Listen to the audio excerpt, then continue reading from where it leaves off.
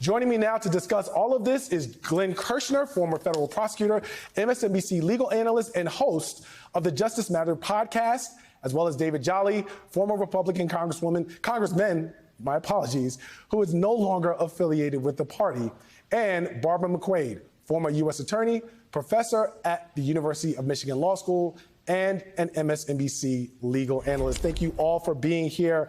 I just want to get started. David, we've talked a number of times. Your reaction to these go-to-hell Christmas messages from Donald Trump, are we seeing someone who's just normally unhinged, or is this more about him feeling the pressure of what's coming and people maybe telling him the truth about what he can expect ahead? Yeah, Charles, good to be with you. My takeaway is the old man's afraid of prison, because when he gets his back against the wall, we see him lash out. But much like he did on Thanksgiving, he name checks prosecutors who in some ways are holding his freedom in jeopardy in balance here as they're presenting their case in front of judges. Thanksgiving, he went after Letitia James, that has Donald Trump's personal fortunes on the line. He's going after Jack Smith now. I think we're seeing Donald Trump with his back against the wall. And where there is danger in that, sure, we can talk about the fact that on Christmas he writes go to hell. He also said on Christmas that he would replace Obamacare. So maybe, he truly has lost it. But I think where it does give us cause for danger and concern is he is currently neck and neck with Joe Biden. Some polls have him ahead. This is an indicator when he says that he is running for retribution, that he will do what he says he's going to do. What would he do today if he was in office with the power to use the Department of Justice for his own means? I think we know where his frame of mind is. We know where his intent is. If he achieves power again, that's a dangerous mixture. Barbara, let's talk lawyer to lawyer here. What are you gleaning from what Jack Smith is basically saying in this latest filing about the evidence he has? We know we're in discovery now. I want to read a quote from the filing and let me know what you think about it. The government anticipates calling witnesses with knowledge of information protected by certain privileges, including the attorney-client privilege and the speech or debate privilege. I don't know about you, but that last part, the speech and debate part, lets me know that there are particular witnesses that are going to show up on that list that this applies to, and that should worry Donald Trump. What do you read into that? Yeah, same thing, Charles. The speech or debate clause applies only to one class of people, and that is members of Congress and their staffs. And so to say that we want to preclude any argument that might confuse the jury involving the speech or debate clause says to me that Jack Smith is planning to call as witnesses either one or more members of Congress or staffers. That is very interesting testimony because we haven't really thought about before. We didn't see any of this before the January 6th committee. It may even be that somebody's cooperating, though not necessarily. He could put someone on a witness list even though they are not cooperative or part of a plea deal. But I do think it's very interesting because it does suggest that there's at least one member of Congress on Jack Smith's witness list.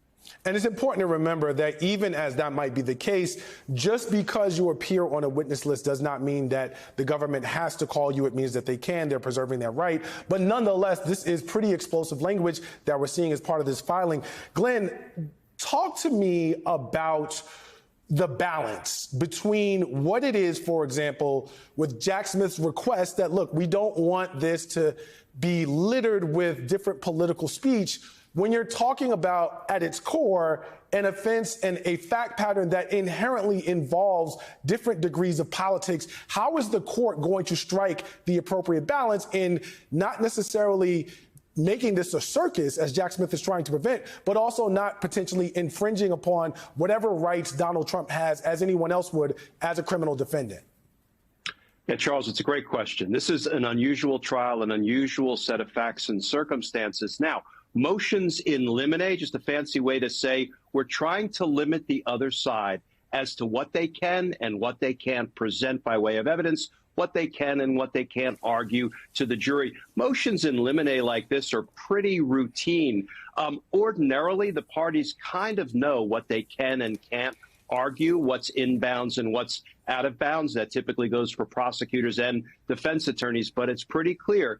Jack Smith wants the defense team to be on notice of a whole laundry list of categories that he believes are out of bounds. And he wants Judge Chutkan to rule that they're out of bounds. You know, you can't ask a jury to decide issues or to decide guilt or innocence based on passion, based on prejudice, based on politics. I'll give you a simple example. Somebody can't put up a defense that says, well, I may have committed the crimes, but if I'm convicted and sent to prison, my children will become orphans. You know, that will play on the sympathies of the jurors, but it is absolutely an inappropriate argument to make. Jack Smith is trying to cut off all inappropriate arguments based on politics, based on passion, based on immunity, based on selective prosecution. These are legal issues for the court to resolve. These are not the kind of things that jurors get to hear about. Glenn, I want to follow up with you there. 11,780. We've heard this over and over and over again, that number. With the call to Raffensperger, Donald Trump continues to push this notion of immunity. And he's using even the evidence in the call itself to Georgia State Secretary of State Raffensperger, where he asked him, I just need to find 11,780 votes as evidence of, look, I did nothing wrong. Is this immunity argument, you just talked about appropriate arguments, is this immunity argument going anywhere? No, the immunity argument is going precisely nowhere. Judge Chutkan ruled that a president is not absolutely immune from being prosecuted for crimes he commits while in office. I anticipate the D.C. Federal Circuit Court of Appeals will rule exactly the same way. I think the most interesting question, Charles, is will the Supreme Court opt to review that issue, that claim by Donald Trump, when there really is no legal support for it? There's no statute, there's no precedent, and there's no constitutional provision that says a president can commit any and all crimes he wants with impunity. Frankly, if the Supreme Court buys into that, then the president could commit any number of crimes against the Supreme Court while in office to sort of marginalize their power. I don't see any of that happening. David, let's talk social media. Donald Trump has basically been a nightmare, and we already know this. There was a Daily Mail poll that recently asked 1,000 likely voters what word they would use to describe Donald Trump. And their word cloud was astonishing. You had things like power, revenge, dictator, dictatorship, success, America, corruption. What do you make of this in terms of the larger narrative as we are just now inside 1 month from the Iowa caucuses?